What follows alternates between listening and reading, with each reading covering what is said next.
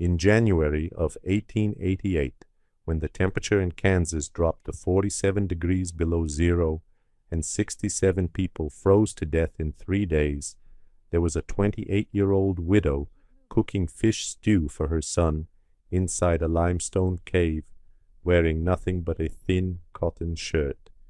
6 weeks earlier, her father-in-law had thrown her out of his house with $23 and a curse. He said she would be dead before Christmas. He was wrong. But to understand how Elara Marsh came to survive the deadliest blizzard in Kansas history, we need to go back to the beginning, back to a cold December morning when everything she had built over 6 years came crashing down around her.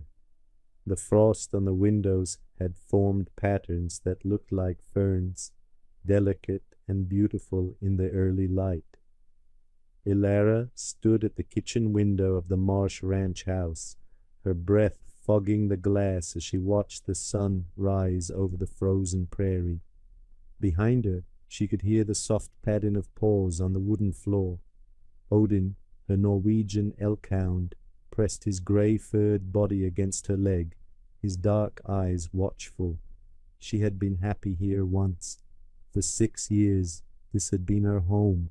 She had learned to love the endless Kansas sky, the way the wheat fields turned golden in summer, the sound of Samuel's laughter echoing through these rooms. Samuel, 4 months since the horse had thrown him. 4 months since she had found him lying in the north pasture, his neck twisted at an angle that told her everything before she even reached his side. 4 months of grief so heavy it felt like stones sewn into her chest. And now this. The summons had come at breakfast. Cornelius Marsh, her father-in-law, had sent one of the ranch hands to fetch her.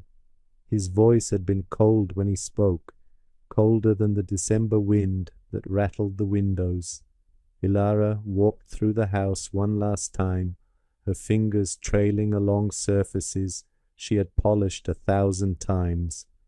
The dining table where she and Samuel had shared their meals, the fireplace mantel where she had arranged dried flowers every spring, the bedroom door still closed where she could not bear to sleep any more.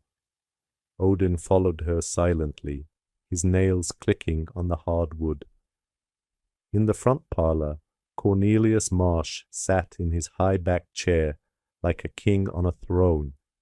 He was 65 years old, with a face like weathered leather and eyes that had never held warmth for her.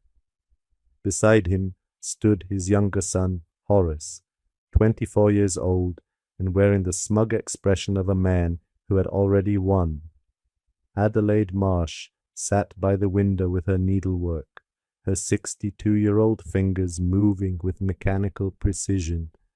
This was the woman Elara had nursed through pneumonia 2 winters ago, sitting up through fever dreams, spooning broth between cracked lips when Adelaide was too weak to feed herself. Now she studied her embroidery as if it contained the secrets of the universe, refusing to meet Elara's eyes. Cornelius did not invite Elara to sit. The words came out flat and final, like nails being driven into a coffin. A widow with no sons to work the land is a mouth that takes but never gives. Elara felt the blood drain from her face. She had worked this ranch as hard as any hired hand. She could rope and brand and break horses. She had helped deliver calves during difficult births, had mended fences in summer heat and winter cold. But none of that mattered to Cornelius Marsh.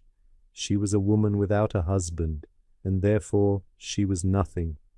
Horace stepped forward, his smile widening. "My bride arrives next week. We will need the house." Elara looked at Adelaide, searching for any sign of the woman she had saved. But Adelaide kept her eyes on her needle, pushing it through fabric with mechanical precision. "You have until tomorrow morning. Take what you can carry." The dismissal was absolute. Alara turned to leave, her legs moving automatically, her mind numb with shock. Odin pressed close to her side, growling low in his throat at the men who had just destroyed his mistress's world. She was halfway to the door when she heard it. Horace's voice, low and satisfied, speaking to his father in what he thought was a private moment. The railroad company paid $2,000 for the mineral rights. Samuel never knew, and now she never will. Ilara froze. $2,000. Samuel had always said the land was worthless for mining. He had laughed about it, called it nothing but dirt and rock and prairie grass. But someone had known different. Someone had made a deal, had forged papers, had sold what was never theirs to sell. She turned slowly. Horace's face went pale as he realized she had heard. For a moment, something like fear flickered in his eyes. Then it was gone, replaced by cold calculation. Whatever you think you heard, it does not matter. You have no proof. You have no husband. You have nothing. Cornelius rose from his chair, his bulk casting a shadow across the room. Be gone by sunrise, or I will have the sheriff remove you. Ilara did not argue. There was no point. She had seen enough of frontier justice to know that a widow's word meant nothing against the landowners. She had seen women like herself ground down to dust by men who held all the power and felt no obligation to use it kindly, but she would not give them the satisfaction of seeing her break. She walked out of the parlor with her head high, Odin at her heels. Behind her she heard Adelaide's voice, thin and wavering. Cornelius, perhaps we could let her stay in the bunkhouse until spring. The weather is not our concern. She should have thought of that before she failed to give Samuel an heir. The door closed behind Ilara, cutting off whatever Adelaide might have said next. That night, Ilara packed by candlelight. $23 sewn into the lining of her coat, her husband's hunting knife, the old rifle that had belonged to her grandfather Magnus, brought all the way from Norway when she was 12 years old, and the leather-bound journal, worn soft with age, filled with her grandfather's careful handwriting. Magnus Torvik had been a miner in the old country, had spent years working in the deep places of the earth where the sun never reached. He had taught Ilara things that most people had forgotten, knowledge passed down through generations of people who lived in lands where winter could kill you in minutes if you did not respect it. The earth remembers warmth. 40 feet down, winter cannot reach you. She could hear his voice as clearly as if he was standing beside her, his weathered hands demonstrating how to read the signs of the land, how to find shelter where others saw only rock and shadow. Grandfather Magnus had died 3 years ago, but he had left her this, his knowledge, his journal, his rifle, and somewhere deep in her heart, the stubborn Norwegian belief that survival was not about strength or luck. It was about knowing things that other people had forgotten. Stellan appeared in the doorway, rubbing sleep from his eyes. Her son was 8 years old, with his father's dark hair and his mother's grey eyes.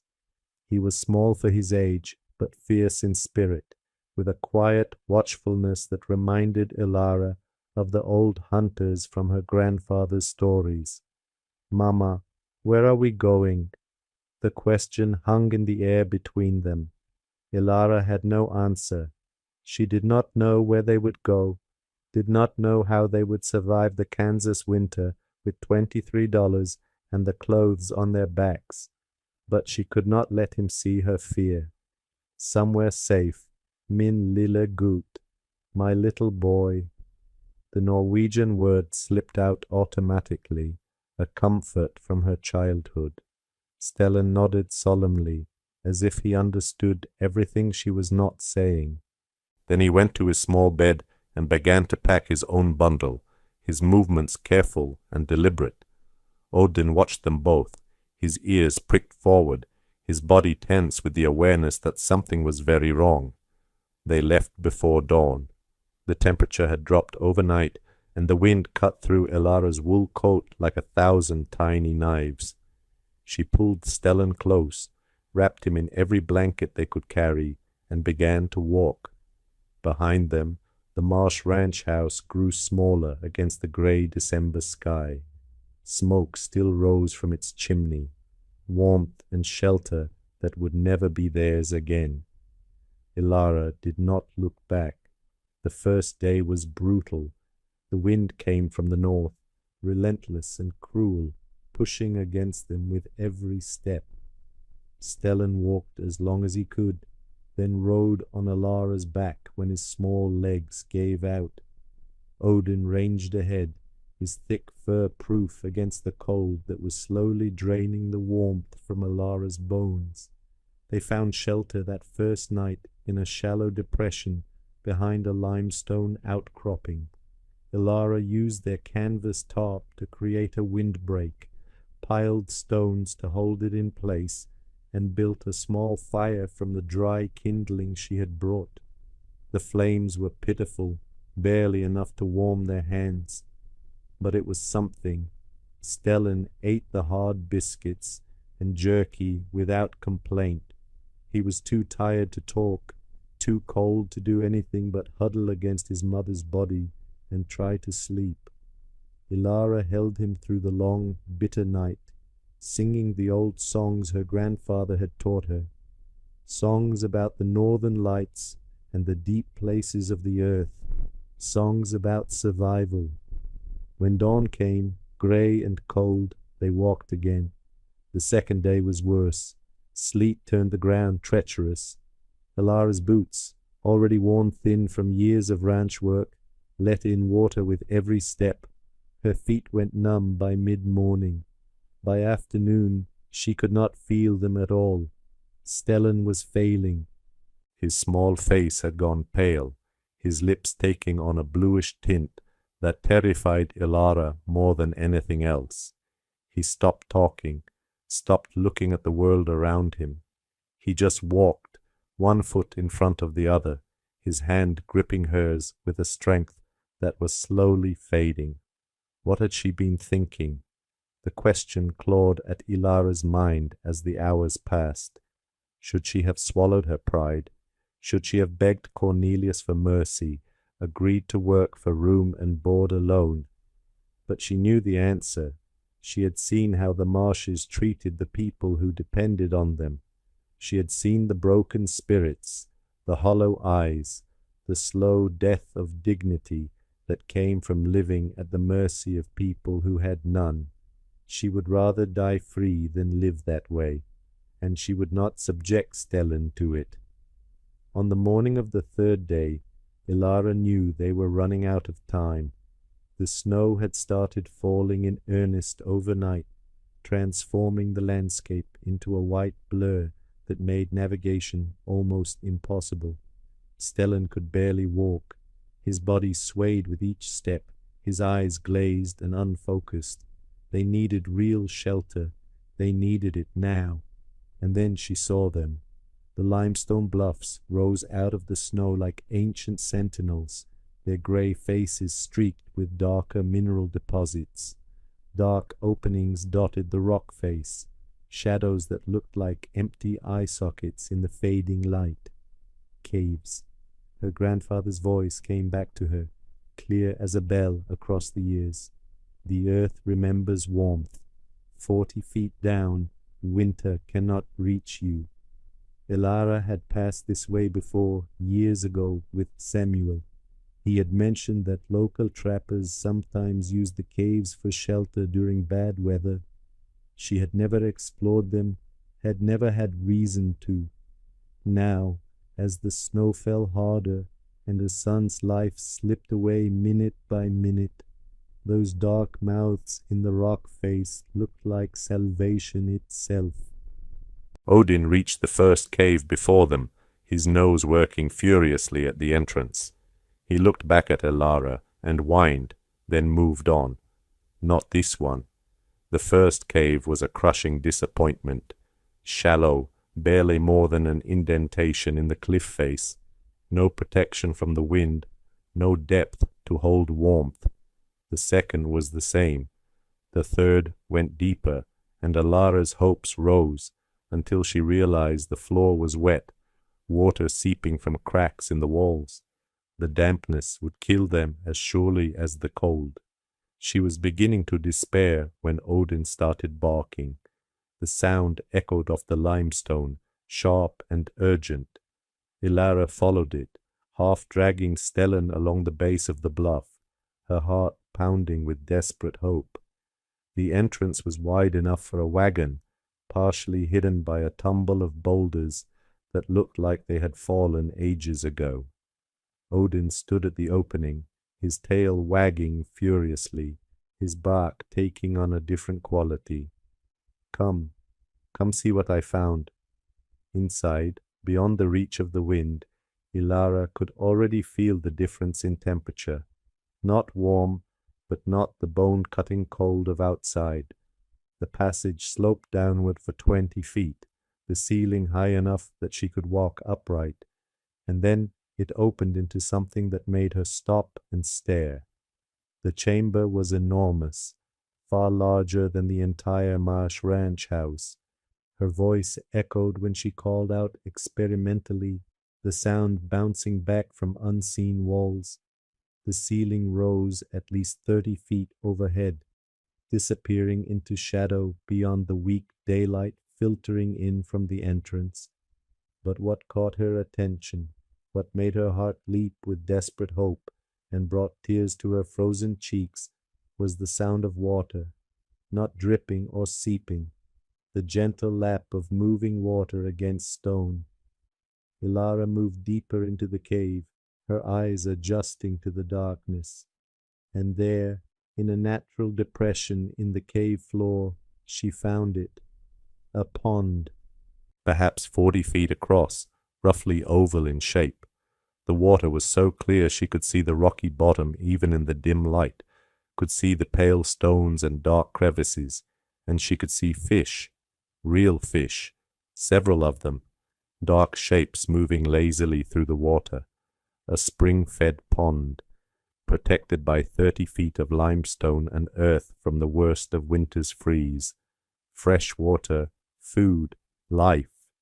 Ilara sank to her knees beside the pond, her body shaking with exhaustion and relief. Behind her, she could hear Stellan's footsteps, could hear Odin's nails clicking on the stone floor. "Mama." Stellan's voice was hoarse, barely above a whisper, but there was wonder in it. He was pointing upward. High above them, daylight filtered through a natural chimney in the rock, a shaft that let in light and air, but was far too small and high for weather to threaten them. The faint beam illuminated the mist rising from the pond, making the cave look almost magical. And on the wall beside the opening, carved into the limestone with careful precision, Ilara saw something that stopped her breath entirely. MT 1854, Magnus Torvik. 33 years ago, her grandfather had stood in this very spot. He had found this cave, had carved his initials into the stone, had perhaps survived a winter of his own in this underground sanctuary. She was not alone. Across the decades, across an ocean and a lifetime, her grandfather was still watching over her, still teaching her, still showing her the way. Ilara pressed her palm against the carved letters, feeling the rough stone beneath her fingers. Tears streamed down her face, but they were not tears of despair. "We are going to stay here," she said, the decision crystallizing even as she spoke. "We are going to make this our home. Now, I want you to pause for just a moment and think about this. If you were Ilara, standing in that cave with $23 in your pocket, an 8-year-old son who could barely stand, and a Kansas winter bearing down on you, what would you do? Most people would have given up, Most people would have turned back, would have begged for charity, would have accepted whatever scraps the world was willing to throw them. But Ilara remembered what her grandfather had taught her, and she made a choice that would save not only her own life, but the lives of 11 other people who had laughed at her, mocked her, called her a fool. That choice started with building a cabin inside a cave. The first days were the hardest. Ilara used their canvas tarp to create a windbreak near the cave entrance, piling stones to hold it in place. She ventured outside only when absolutely necessary, gathering deadfall wood from the sparse growth along the bluff. The wind was brutal. Twice she nearly lost her way in blowing snow, the world turning into a white void that swallowed all sense of direction. But each trip brought back precious fuel, and slowly, painfully, their pile of firewood grew. Inside the cave, she built their first fire in a cleared space away from the entrance, using flat stones to create a hearth. The smoke rose naturally toward the high opening in the ceiling, drawn by the draft. It was not perfect. Sometimes the wind shifted and smoke pooled near the ceiling, making their eyes water. But it worked. Stellan helped as best he could. His small hands arranged kindling, hauled the lightest pieces of wood. The color was returning to his face, the bluish tint fading from his lips. He was recovering. They were both recovering. On the 4th day, Ilara made her first fishing line. Thread carefully unpicked from her spare petticoat, weighted with a small stone, baited with a bit of salt pork from their dwindling supplies. She had carved a hook from a bone button, painstaking work that took hours. Her hands shook as she lowered it into the pond. Stellan crouched beside her, his grey eyes wide with hope. When the line jerked and Ilara pulled up a fish, a good-sized one, silvery and fighting, Stellan let out a whoop that echoed through the chamber. "Mama, Mama, we caught a one." That night they ate like royalty, the fish roasted on flat stones beside the fire. It was the first time in days that Ilara felt something other than fear, but she knew a fire and a fishing line were not enough. Winter was just beginning, and they needed more than survival. They needed a way to truly live here until spring. The idea came to her that night as she lay awake, listening to Stellan's soft breathing, to Odin's occasional sighs as he dreamed by the fire. The cave's dry alcove had caught her attention days ago. It was set back from the main chamber, perhaps 10 feet deep and 20 feet wide, with a floor that rose slightly above the main cave, keeping it dry. If she could build walls, a roof, create an actual shelter within the shelter of the cave. She had no proper tools. What she did have was her grandfather's knowledge, passed down through generations of Norwegians who had learned to survive in lands where winter lasted 8 months and the sun disappeared entirely. She had his journal, and she had determination that burned hotter than any fire she could build. The wood came slowly, each piece a hard-won victory. Every clear day, Ilara ventured out, sometimes making 3 or 4 trips before exhaustion forced her to stop.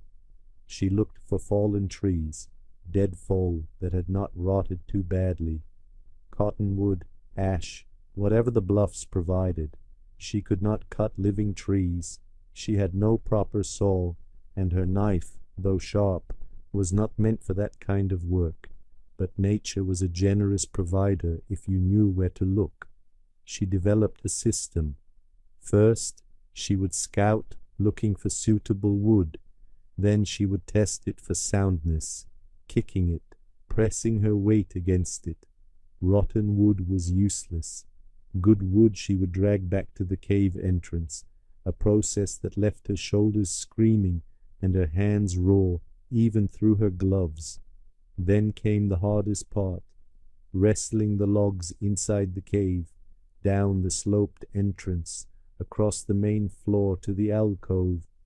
Stellan helped roll the smaller pieces, his small hands pushing with all his might. Odin pulled a crude sled Ilara had fashioned from branches and rope, his powerful body straining against the weight.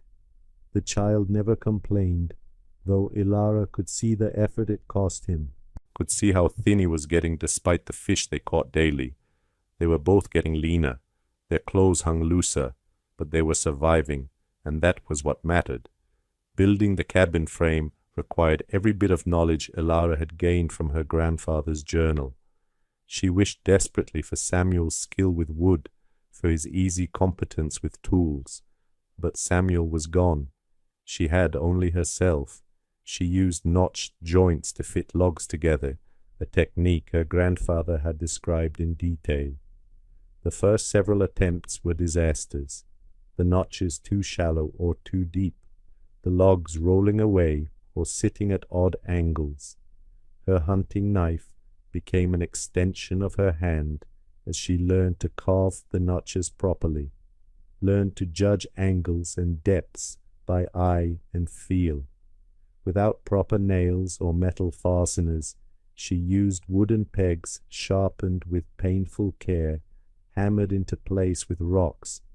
Her hands were soon raw and bleeding despite the leather gloves she wore whenever possible. She wrapped her damaged palms with strips torn from her petticoat and kept working. The walls rose slowly, log by painful log. Ilara chinked the gaps between them with a mixture she developed through trial and error. Clay she dug from the pond's edge, mixed with dried grass she had gathered before the worst snows came, and fish oil rendered from catches that were too small to be worth eating whole. The mixture was messy to work with and smelled terrible while wet, but it dried hard and kept out drafts remarkably well. Her grandfather's words guided her every step. Still air is the best insulator God ever made. 6 inches of trapped air between 2 layers of wood equals 4 inches of solid wood for keeping warmth. So she built double walls, an inner layer and an outer layer with a 6-inch gap between them filled with dry earth. It was twice the work, but it would be twice the protection. For a roof, she used their canvas top initially, then gradually replaced it with bark and smaller branches she had collected, creating a pitched roof that would shed any moisture that might seep from the cave ceiling above. The door was a simple frame covered with leather cut from her husband's old saddle, the one possession of his she had managed to keep. She hung it with the leather hinges, weighted it with stones at the bottom. It was not pretty, but it worked. Inside, she built raised sleeping platforms, using smaller logs and rope salvaged from their supplies. This kept them off the stone floor, away from any dampness that might creep in. She made a small hearth from flat stones, positioning it near the cabin's entrance where smoke could escape through a gap she had left near the roof line. The first time she tested the cabin, Ilara could not believe the results. Outside, the temperature had dropped to 15 degrees below zero. The wind howled across the prairie, driving snow before it like a white fury. Inside the cabin, inside the cave, with no fire burning at all, the temperature held steady at 52 degrees. She measured it 3 times with the small thermometer she had brought from the ranch house, certain she must be making a mistake. 52 degrees, warm enough to work in shirt sleeves, warm enough to sleep without shivering, warm enough to live. Her grandfather had been right. The earth remembered warmth. News traveled slowly on the frozen prairie, but it traveled. By the end of December, everyone in the territory knew about the Norwegian widow who had moved into a cave with her young son. The story spread from ranch to ranch, from the general store to the church steps, growing stranger with each telling. Most people thought she was insane. Dr. Ezra Whitmore was the first official visitor. He arrived on a gray afternoon, his horse picking its way carefully through the snow. Sheriff Virgil Holloway had asked him to check on the widow, more out of legal obligation than genuine concern. What he found baffled him. The cave entrance was partially blocked by a tumble of rocks and a canvas windbreak, but beyond that a cleared path led deeper into the earth. Whitmore followed it, his medical bag clutched in one hand, his other hand trailing along the limestone wall for balance. The air grew warmer as he descended. That was his first surprise. The second was the cabin. It sat in an alcove off the main chamber, its walls sturdy and well built, a thin stream of smoke rising from a gap in the roof. A dog lay by the door, watching him with alert dark eyes, and beside a pond, impossibly, a woman was fishing. She stood as he approached, wiping her hands on her apron. She was younger than he had expected, with a face that might have been pretty if it were not so thin, so marked by exhaustion. "Mrs. Marsh, I am Dr. Whitmore. The sheriff asked me to look in on you." Elara nodded, her expression giving nothing away. "That is kind of him." Whitmore looked around the cave, taking in the fire pit. The drying fish hung from a wooden rack, the neatly stacked firewood, and the cabin. He could not stop staring at the cabin. "Mrs. Marsh, I have come to offer you a place at the county poorhouse. This cave dwelling, the dampness will kill you. You will catch pneumonia. Your son—" "Thank you, doctor. We are managing." She said it calmly, without anger or defensiveness, as if she were simply stating a fact that did not require discussion. Whitmore pressed on. "The poorhouse has beds, meals, medical care. You cannot survive a Kansas winter living in a hole in the ground like... He stopped himself before he said like savages, but the word hung in the air between them anyway. Elara's expression did not change. "My grandfather knew cold that would kill a man between one breath and the next.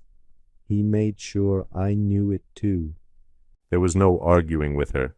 Whitmore could see that, the set of her jaw, the steadiness of her gaze. She had made her choice. He left an hour later, shaking his head. "That cave will become their tomb," he told Sheriff Holloway that evening. "Mark my words." Others came after Whitmore. Reverend Josiah Crane arrived on a Sunday, fresh from delivering a sermon about the dangers of pride. "Pride goeth before destruction," he reminded Elara, standing in the cave entrance, as if afraid to venture further. "There are those among us who refuse Christian charity, who think themselves wiser than their neighbors. Let us pray for their souls." Elara listened politely, thanked him for his concern, and went back to weaving a fish trap from willow branches. Prudence Holloway, the sheriff's wife, did not bother coming in person. She preferred to spread the word from the safety of the general store, her voice carrying clearly to anyone who cared to listen. "Poor thing thinks she's stronger than Kansas winter, living in a cave like an animal, and that poor boy, raised like a wild creature. It is a mercy his father is not alive to see it." The words drifted back to Elara through the various channels of small-town gossip. She let them wash over her like water over stone. Words could not kill her. Winter could, and winter was the only enemy she cared about. But not everyone came to criticize.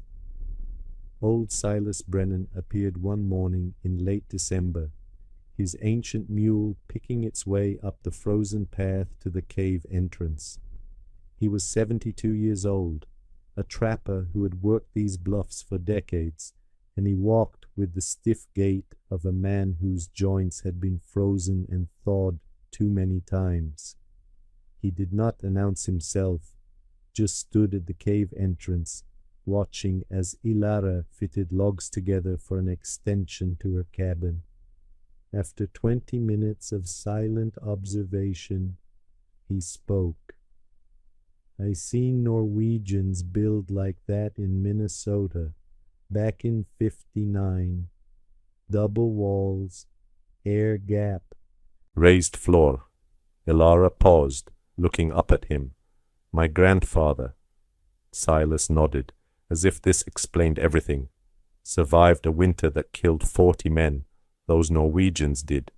Everyone else froze or starved. They just kept on living. He fell silent again, watching her work.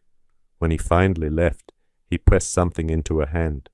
A small package wrapped in oiled cloth, salt pork, dried apples, a bag of flour. Girl knows something we do not, Virgil, he told the sheriff later. You will see soon enough. Holloway shook his head. Old man's gone soft. But Silas was not the only one who saw something different in the cave widow. Ezekiel Garrett was 16 years old, the son of the town blacksmith, with more curiosity than sense. He had heard the stories about the crazy Norwegian woman, and they fascinated him. One afternoon, he made his way up to the cave, telling himself he was just going to look. He found Stellan sitting by the pond, a fishing line in his hand, watching the water with the focused intensity of a born hunter. The boy looked up at Zeke's approach, his gray eyes wary but not afraid. Mama says strangers should announce themselves. I am not a stranger. I am Zeke from town. Stellan considered this. Mama is in the cabin. You can go see her if you want. Ilara was not angry when Zeke appeared in her doorway. She studied him for a long moment, then stepped aside. Come in, see what everyone is talking about.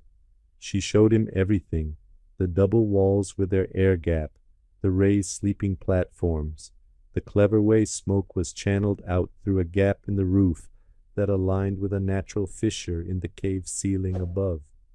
How did you know to build it like this? Zeke asked, genuinely curious. My grandfather. He taught me what the mountains of Norway taught him.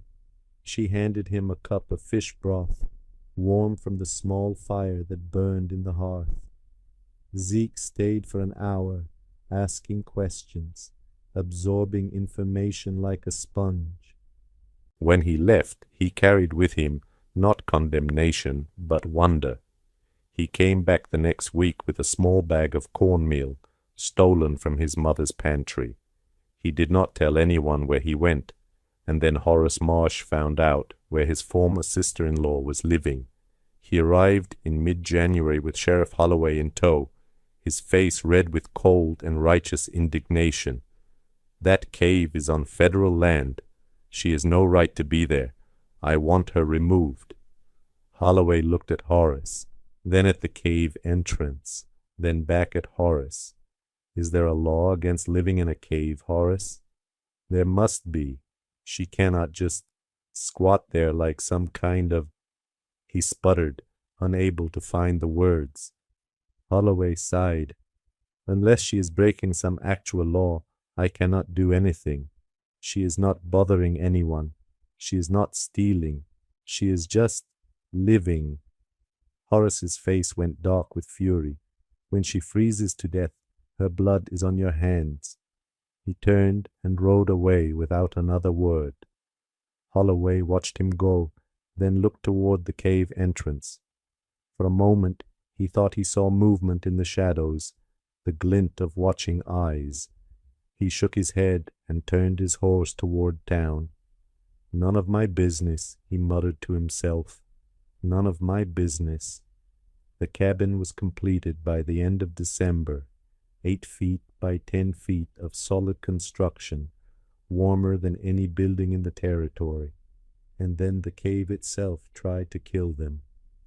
3 days after New Year, Ilara was outside gathering firewood when she heard it, a sound like thunder, deep and resonant, coming from inside the earth itself. Then a crash that shook the ground beneath her feet. She ran. The entrance was half blocked by fallen rock, dust billowing out into the cold air like smoke from a fire. She could hear Odin barking frantically, could hear Stellan's voice calling for her, thin and terrified. "Mama! Mama!" She scrambled over the rubble, her heart pounding so hard she could feel it in her throat. Inside, the dust was so thick she could barely see. She pulled her scarf over her mouth and pushed forward. The collapse had happened near the entrance, perhaps 30 feet from their cabin. A section of the ceiling had given way, sending tons of rock crashing to the floor. But the cabin itself, set back in its alcove, was untouched. Stellan stood in the doorway, his face white with dust and fear. Odin pressed against his legs, still barking. Ilara gathered them both into her arms and held them until she stopped shaking. The damage, she realized as the dust settled, was not as catastrophic as she had feared. The collapse had actually created a natural barrier near the entrance, a wall of tumbled stone that blocked the worst of the wind better than her canvas ever had. The cave was settling, finding its new shape, and in doing so, it had made itself stronger. Her grandfather would have understood. The earth knows what it needs. Trust it. But the collapse had left its mark, a deep bruise on Ilara's shin where a falling stone had struck her, a crack in one wall of the cabin that she spent 2 days repairing, and a new awareness, sharp and constant, that safety was never permanent. Nothing was permanent, except the knowledge that had kept them alive. Let me pause here and ask you to remember a number. 52 degrees. That is what Ilara measured inside her cabin on days when the temperature outside dropped to 40 below. 52 degrees. Without modern heating, without electricity, without anything but knowledge passed down from her grandfather, a man who had learned to survive in the frozen lands of Norway, where winter could last 8 months. Remember that number. It will matter soon. In late January, Ingrid Dahl came to visit. She was 35 years old, a widow like Ilara, a Swedish immigrant who had lost her husband to the Kansas winter 4 years earlier. She lived alone in a small cabin 8 miles from the cave, surviving on stubbornness and the skills she had brought from the old country. She did not come empty-handed. Flour, salt, candles, a small jar of preserved berries. "We are sama sort," she said, pressing the gifts into Ilara's hands. "We are the same kind." They sat together in the cabin while Stellan fished and Odin dozed by the door. They spoke in a mixture of English and Scandinavian, sharing stories of the old countries, of the endless winters, of the knowledge their grandparents had carried across the ocean. "My husband said Kansas winter was nothing," Ingrid said quietly. "He was wrong. He died in 84, walked out to check the cattle and never came back. I found him in spring." Ilara reached out and took her hand. "I am sorry." Ingrid shrugged, a gesture that held more grief than words could express. "Now I live alone. Now I know what you know. The old ways, the ways that keep us alive." Before she left, Ingrid paused at the cave entrance, looking up at the grey sky. "My bones ache. Big storm coming. The worst I have felt in years." She was right. The children's blizzard began on January 12th, 1888. It started with warmth. That morning the temperature rose to nearly 40 degrees, an impossible gift in the middle of a Kansas winter. Children were sent to school without their heavy coats. Farmers ventured out to check their livestock. People stood in the sunshine and thanked God for the reprieve. Elara knew better. She stood at the cave entrance, Odin pressed against her legs, and watched the sky. It had a yellow tinge to it, a sickly color that did not belong to any normal winter day. Her grandfather's voice echoed in her memory. Warmth before cold is death's whisper. She went back inside and began to prepare. At 2 o'clock in the afternoon, the sky turned black, not dark, black. Within 15 minutes, the temperature dropped from 40 degrees to 20 below zero. The wind rose from nothing to 60 miles per hour, driving snow before it in horizontal sheets that cut visibility to zero. In schoolhouses across the prairie, teachers looked out their windows and saw nothing but white. In fields and farmyards, men who had stepped outside for just a moment found themselves lost in their own yards, unable to see the houses they had left seconds before. The children's blizzard had arrived. In the cave, Elara heard the wind begin to howl, a sound like every train in the world arriving at once. She pulled Stellan close and held him. Odin pressed against them both, whimpering softly. For 3 days the storm raged. The temperature dropped to 47 degrees below zero, a record that would stand for decades. The wind chill made it feel like 70 below. Snow fell so thick and fast that it did not fall at all. It flew sideways, driven by winds that could knock a grown man off his feet. In the cave, Elara measured the temperature, 52 degrees. She cooked fish stew on her small fire, while the world outside died. She read to Stellan from her grandfather's journal stories of the old country, of winters even worse than this one, of people who survived through knowledge and stubbornness and refusal to give up. On the second day of the storm, Odin began to bark.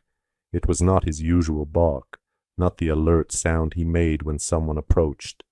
This was urgent, frantic, a sound Elara had never heard from him before. She followed him to the cave entrance, where the roar of the wind was so loud she could barely think, and she heard voices, human voices, calling out in the white void beyond the entrance. "Help, please, help us." Now I want you to pause again and imagine this moment. Elara standing at the entrance to a cave, warm and safe, with food and water and shelter. Outside, in temperatures that would kill an unprotected person in minutes, voices crying for help. Those voices belonged to people who had mocked her, who had called her crazy, who had predicted her death with something close to satisfaction. What would you do? Elara did not hesitate. She grabbed a rope from her supplies, tied one end to a boulder near the entrance, and stepped out into the storm. Sheriff Virgil Holloway had been on his way home when the storm hit. One moment he could see his house, a dark shape against the gray sky. The next moment there was nothing but white. The wind knocked him off his horse, and by the time he got to his feet, the animal had vanished. He walked in what he thought was the right direction. He walked for what felt like hours. When he finally saw the dark mouth of the cave entrance, he did not believe it was real. He thought it was a hallucination, a final vision before the cold took him.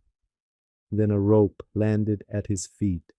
He grabbed it with numb fingers and let himself be pulled towards safety. Prudence Holloway had been with her husband, riding home from a visit to a neighboring farm. She had been the one to mock Elara most viciously, to spread the stories about the crazy cave woman, to predict her death with barely concealed satisfaction. Now she stumbled into the cave behind her husband, her face white with cold, her lips blue, her body shaking so hard she could not speak. "Please, please let us in. I am so sorry. I am so sorry." Ilara did not say a word. She simply guided them deeper into the cave, toward the warmth, toward safety. Over the next 3 hours, 11 more people found their way to the cave. Zeke Garrett, caught in the open while checking on a neighbor. Dr. Whitmore, making a house call when the storm struck.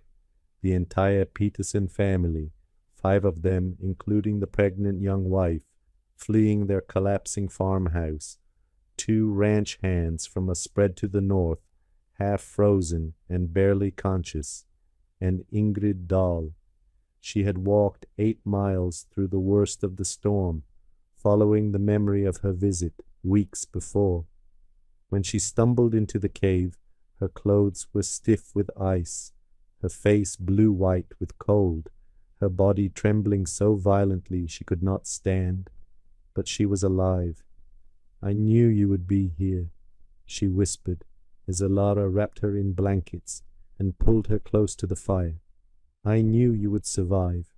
13 souls in all, counting Ilara and Stellan. 13 people sheltered in a cave while the world above them died. The next 5 days were unlike anything any of them had experienced. Ilara's cabin was too small to hold everyone, so she organized the cave itself into living spaces. The main chamber, warmed by its position deep underground, became a communal area. People slept on beds of dried grass and spare blankets, huddled together for warmth. Ilara and Stellan taught them to fish. At first, the others were skeptical. Fish? From an underground pond? In the middle of a blizzard? But hunger is a powerful teacher, and soon even Doctor. Whitmore was crouching by the pond with a line in his hand, waiting for a bite. Stellan showed Zeke how to make fish hooks from bone. You take the small bones from the fish we already ate. You carve them like this, see? Make the point sharp. Make the curve just right. My mama taught me. Her grandpa taught her. Now I teach you. The 16-year-old listened with the focused attention of someone who understands he is learning something valuable, something that might save his life someday.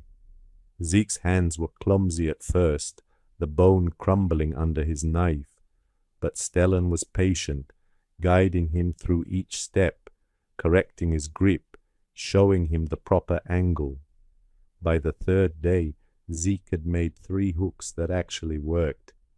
"You are a good teacher," he told the 8-year-old boy. Stellan shrugged, but there was pride in his eyes. "The old ways are not hard. You just have to pay attention." On the 3rd night, one of the Peterson women went into labor.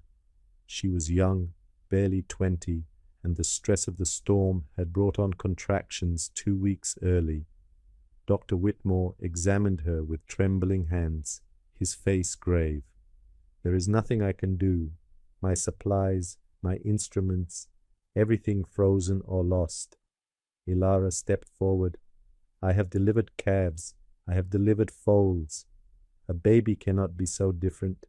It was not an easy birth."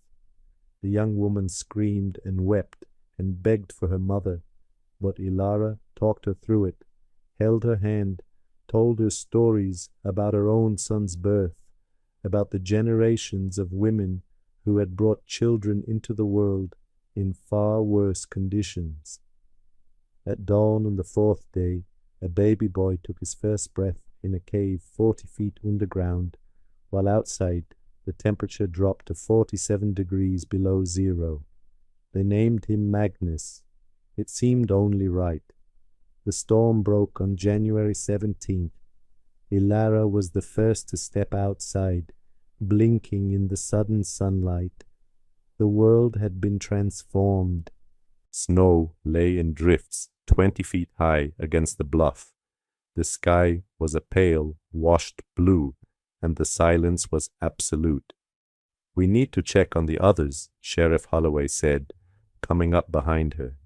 His voice was hoarse, his face still marked by the frostbite he had suffered during his time in the storm. Ilara nodded. "I will come with you." What they found broke her heart. 67 people had died across the region, farmers caught in their fields, children lost on their way home from school, whole families frozen in houses where the fires had gone out. The Marsh Ranch had not escaped.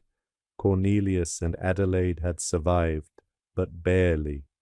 The roof of the main house had collapsed under the weight of the snow, and they had spent 4 days huddled in the root cellar, eating raw potatoes and praying for rescue. Horace had lost 3 fingers to frostbite. He had gone outside to get firewood and lost his way in his own yard. By the time he found his way back, the damage was done. Ilara stood in the ruins of the house where she had lived for 6 years, looking at the people who had thrown her out to die. Cornelius would not meet her eyes, but Sheriff Holloway had something else to show her. In the wreckage of Horace's room, buried under fallen timbers, he had found a strong box. Inside were documents, contracts, letters, evidence. Horace had forged Samuel's signature on mineral rights agreements. He had sold land that was not his to sell. He had pocketed $2,000 that should have gone to the estate, to Ilara, to Stellan. It was all there in black and white. The trial, such as it was, took place in the general store 3 weeks later. The circuit judge had been delayed by the storm, so Sheriff Holloway presided over a preliminary hearing. Horace sat in a chair by the stove, his bandaged hand cradled against his chest, his face the color of old snow. Cornelia sat beside him, aged 20 years in 3 weeks. The evidence was presented, the documents, the forged signatures, the testimony of bank clerks who had processed payments that Horace had claimed for himself. It was open and shut. Horace Marsh, you are charged with forgery and fraud. You will be held until the circuit judge arrives. If convicted, you face 10 years in the territorial prison. Holloway's voice was flat, emotionless. He had known the Marsh family for decades. This was not easy for him, but justice was justice. As the sheriff led Horace away, Cornelius finally looked at Ilara. She had not spoken during the hearing, had not needed to. The evidence spoke for itself. Samuel would be ashamed of me, Cornelius said, his voice cracking. The land, take it back. It was always meant for you and the boy. Ilara looked at him for a long moment. In his eyes she saw regret, real regret, the kind that comes too late to change anything. He was an old man who had made terrible choices, who had let greed and pride destroy his family, who had thrown a widow and child out into the winter cold because they were inconvenient. He deserved her hatred, but hatred was too heavy to carry, and Ilara had already carried enough. I do not want your land, Mr. Marsh.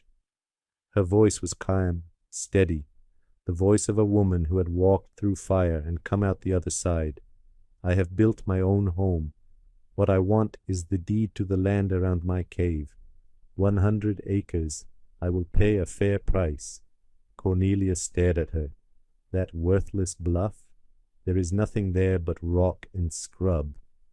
Ilara smiled, the first smile anyone had seen from her since Samuel's death. My grandfather found that cave 33 years ago. He carved his initials in the wall. Now it is mine. She named her price, $23, the same amount she had carried out of the Marsh house on the day they threw her out. Cornelius signed the deed that afternoon. I want you to pause here and think about this choice. Ilara could have taken back the ranch, the home where she had lived for 6 years with the husband she loved, the land that was rightfully hers, but she chose the cave instead. She chose the place she had built with her own hands, the place where she had saved 11 lives. the place where her grandfather had carved his initials 33 years before she was born.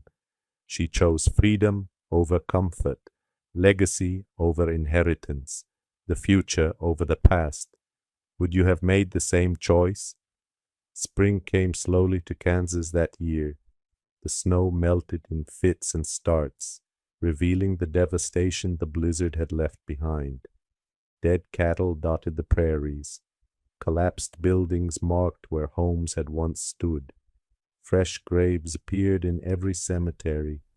But life returned, as it always does, and people remembered. They remembered the cave where 13 people had survived the worst storm in Kansas history. They remembered the widow who had taken in the very people who had mocked her. They remembered the baby born underground, the fish pulled from a spring-fed pond, the warmth that existed 40 feet below the frozen surface of the earth. They came to learn, 7 families in that first spring, making the journey to Elara's cave to see how she had done it, to learn the techniques her grandfather had taught her, to understand how still air and earth and ancient knowledge could mean the difference between life and death. Elara taught them all, and she did not charge a penny. Knowledge that saves lives should not cost money. Zeke Garrett became her first official apprentice. He spent his weekends at the cave, learning to build double walls, to read the signs of weather, to respect the wisdom of people who had lived in cold lands for thousands of years. Dr. Whitmore wrote a paper about it, Cave Thermal Stability in Extreme Weather Conditions. It was published in a medical journal back east, and scientists began to take notice. Old Silas Brennan just smiled whenever anyone mentioned the cave widow. Told you all, girl knew something, but does anyone listen to an old man? Never until he is proven right. Prudence Holloway never spoke of those days in the cave, but she stopped spreading gossip about the Norwegian widow, and once, just once, Elara saw her in the general store, buying flour and salt in quantities far larger than one household needed. She was taking them to someone who could not afford them. People can change. Sometimes it just takes nearly dying to show them how. 40 years passed. Elara Marsh died in 1928 in the expanded cabin she had built near the mouth of her cave. She was 68 years old, and she died peacefully, surrounded by her son, her grandchildren, and the community she had helped to build. Stellan had become an engineer, specializing in what he called earth-sheltered architecture. He designed buildings that used the same principles his mother had learned from her grandfather, structures that stayed warm in winter and cool in summer with minimal heating or cooling. He married a schoolteacher from Topeka. They had 3 children. He never forgot where he came from. Zeke Garrett spent his life teaching survival skills, first informally, then as an official instructor for the Boy Scouts of America. Every young man he taught heard the story of the cave widow and the children's blizzard. The baby born in the cave, Magnus Peterson, grew up to be a doctor. He delivered over 2,000 babies in his career, and he kept a small piece of limestone from the cave on his desk until the day he died. Odin passed away in 1898, 14 years old and grey around the muzzle. Elara buried him near the cave entrance, in a spot where the morning sun fell warm even in winter. The headstone read, "He found the cave. He saved us. Rest now, good boy." In 1978, a team of researchers from Kansas State University conducted a study of the cave. They found the cabin Elara had built, remarkably preserved after 90 years. They found the fishing hooks carved from bone, the fire-blackened stones of her hearth, the wooden pegs she had used instead of nails, and on the wall They found 2 sets of initials carved into the limestone, MT 1854, EM 1888, Magnus Torvik, Ilara Marsh, grandfather and granddaughter, separated by decades in an ocean, united by knowledge that had saved lives. The researchers installed temperature sensors throughout the cave. They monitored conditions for a full year, through summer heat and winter cold. The readings were consistent, 52 to 54 degrees Fahrenheit, year-round, regardless of outside conditions. Exactly what Ilara had measured almost a century before. The cave is now a historical site, preserved and protected. Visitors can walk the same path Ilara walked, can see the alcove where she built her cabin, can stand by the pond where she and Stellan caught fish while the world above them froze. A plaque near the entrance tells her story. It ends with a quote, words that Ilara spoke to a newspaper reporter years after the blizzard, when asked how she had survived when so many others had not. They called me crazy when I dug into that cave. They called me a hero when I saved them, but I was just the mother doing the only thing I knew how to do. Listen to my grandfather. Trust myself. Never give up. Sometimes that is all you need. This is where I want to leave you with one final thought. Ilara Marsh was not special. She was not superhuman. She was not blessed with abilities that ordinary people do not possess. She was a woman who had been taught something valuable and who had the courage to use it when everyone around her said she was wrong.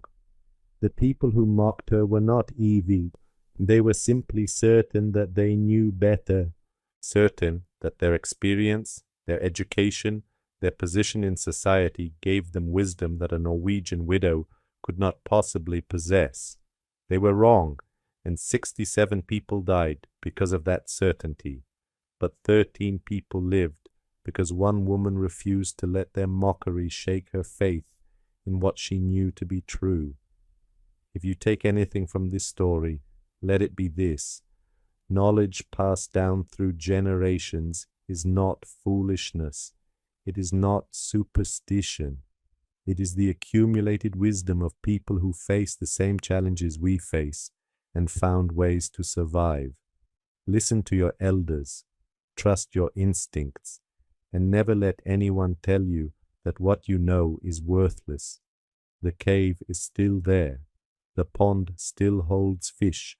The temperature still holds at 52 degrees, winter or summer, just as it did when Magnus Torvik first carved his initials in the limestone wall more than 170 years ago. Some things endure. Knowledge is one of them. If this story touched you, share it with someone who needs to hear it. Share it with someone who has been told their knowledge does not matter. Their experience is worthless. Their wisdom is outdated. Tell them about Ilara. Tell them about the cave. Tell them that sometimes the people everyone calls crazy are the only ones who truly understand. Thank you for listening. Some days, life pushes you out of home with only a few dollars in your pocket, a child holding your hand, and a winter wind trying to erase every last bit of hope. In moments like that, the most terrifying thing isn't the snow or the storm. It's the feeling of being treated as worthless. But the truth is, your worth is not decided by someone else's judgment. It is proven by how you rise when no one is standing beside you. Don't be afraid when people call you crazy for choosing a different path. Sometimes the choices that look strange are the ones that keep you alive. Knowledge, persistence, and courage can turn darkness into shelter. And when you become strong enough to save yourself, you become strong enough to save others too.